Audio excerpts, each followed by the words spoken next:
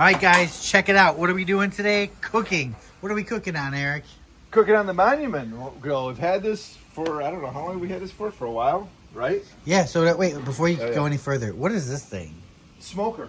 Oh, so I've got it in there now. I don't think I have chips in there. But last time, I forget what I did. But I actually put wood in there. I'm not going to get it now because it's hot. And it smokes. It gives a little nice smoke flavor. Okay, and this is the Emiscence? Yes. Emiscence, or however Yep. they say it. Basically The top of the line, yeah. Top of the line grill, guys. It's got all this stuff on here. Have you been using that technology? I have.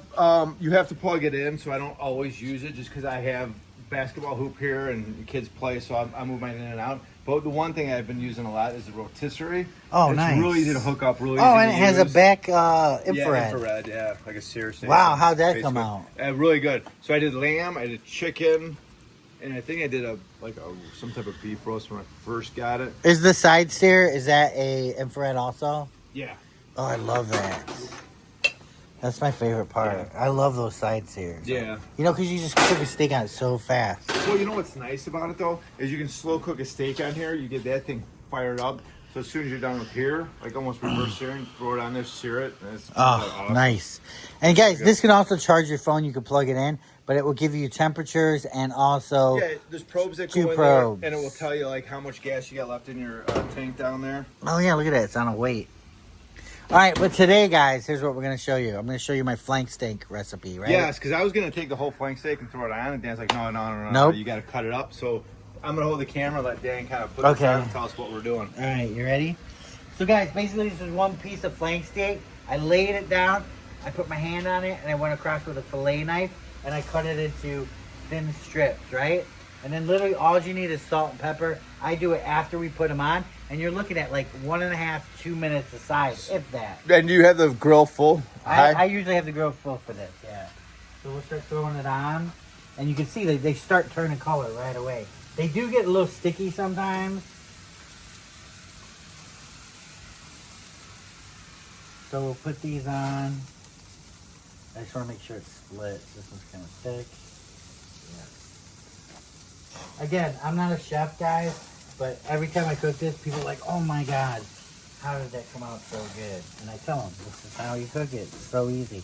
Then you can put, if you really want to go crazy with this, then you'll get some pitas and some onions and some tomatoes. Mix it up with oil and vinegar as a dressing. Throw this in the pita, and you're good to go. And I've had that at your house a couple times, and I gotta say, yes, that's extremely good. Yeah, and I'm just gonna salt it right on the grill. I could have salted it before, but I don't even know if it's going on. Looks good from here. It looks good from here. But as you can see, we're already cooking, right? We're already going. So they're starting to turn. So we give it a little bit, flip them over, and I'm gonna show you guys some massively cool flank steak.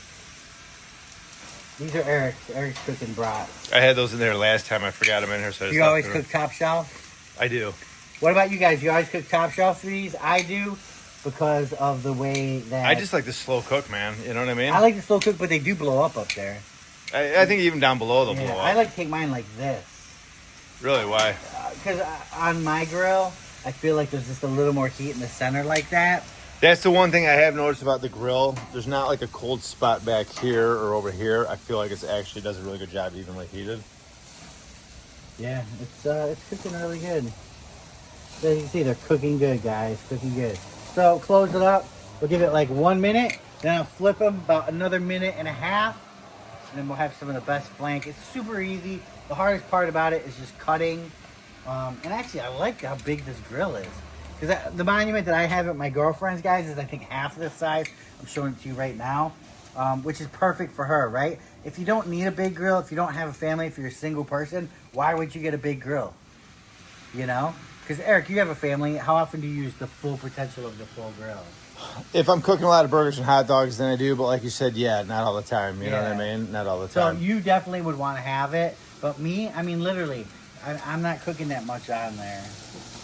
All right, so as you can see, what we're looking for here, guys, is to see how the edges are getting crispy. That's the beauty. That's the beauty right there. That's what we're looking for. We'll give it a couple more. Yeah, flipping those brats too. Oh yeah. Yeah, I see what you mean by blowing up over there. Yeah, see how they start blowing up? What I do when they blow, I poke the holes in them.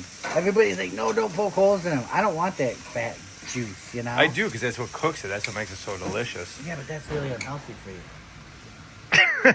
I'm not too concerned with health. Guys, when you cook brats, do you puncture them to get... Because what I'll do on mine, if it overheats, then they're all blown up and the heat comes out anyway. Yeah, this, You know? yeah.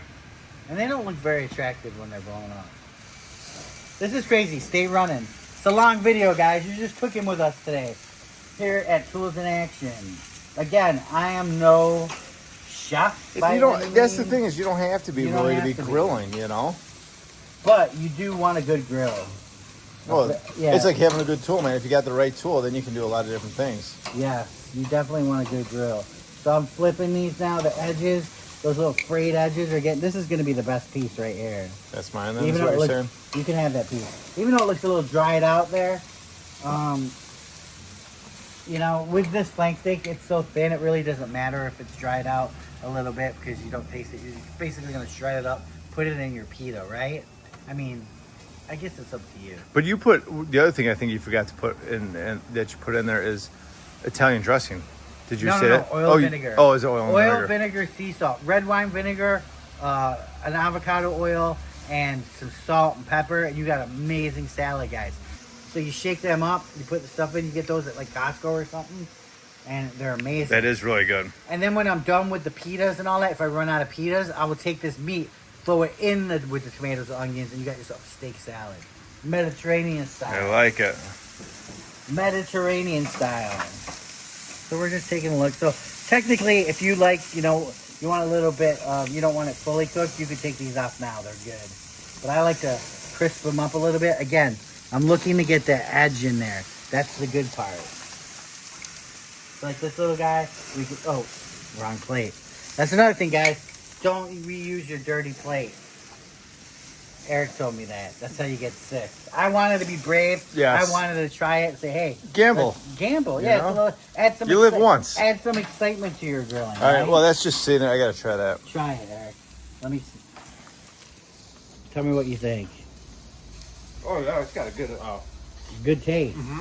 I like just the salt and pepper. Yeah, and all it is, guys, is super simple. Salt and pepper. You know where I learned this? No. Not TV Dude. Oh, know you who sure? the TV Dude is? I do. When we were kids, guys, we had these Spanish friends, and their dad was just, he's just one of those guys. They would go out and get groceries and just all weekend, just for everybody. And he would cook this all the time. And I always ask him, dude, what is that? Salt and pepper. Yeah. Salt and pepper. So it's pretty amazing what you can do with just salt and pepper. It is, isn't it? But as you can see, I'm starting to pull them off. I don't want, I know this one's going to be a little red and juicy still inside because it has some thickness to it, but that one's fully cooked. But that one's going to be good. It's going to almost taste like a beef jerky, Eric. Nice. Right? Yeah, look at these. Look at, oh man, the crisp edges on there. Yeah. This is amazing. This is what we're looking for. We're not prepared today, so we don't have the pitas, because otherwise I would have the pitas, guys. And the cool thing about this big grill is I would have 4 pitas over here. I don't know. A lot of you guys are probably going to bitch that this video sucks because we're watching Dan cook, but you know what? I think it's kind of cool, man. It's Yeah. different. It's different. It's nice to see how people different cook because you can always get 1 or 2 tips from something. Yes, and I want you guys to literally try this and comment. It's not expensive. You go buy, that's a great piece of flank right there. Still dripping, so we have the little bit of juice left in it. It's not overcooked, but it still has those nice crisp edges. That's coming from cutting it thin. And when we're cutting it thin, we're going with the grain to cut it raw. Now, if you wanted to slice it up again, you'd obviously slice it against the grain, but I eat it like string cheese, pretty much. Nice. Yeah, I'm gonna show you one. So we got all that there. These are probably done. Yeah. Okay. Those are probably done. Okay, we're gonna turn the grill off. Now, another question. Do you turn your grill on super hot when you're done, close it, heat it up, then clean it? Or do you do it when you start? I actually just would clean it right now. Oh, and then really? Just be done. Because once I go inside, I want to just stay inside. I do it when I start. So, okay, here we go. Well, do you want to head inside? No, No? It's hot, it's hot. So look at that. those crisp edges right there, and then you just eat it like a string cheese. Sweet. Well, I'm hungry. I want to go in and eat. Let's go. Check it out, guys. Monument Grills, the Emerson.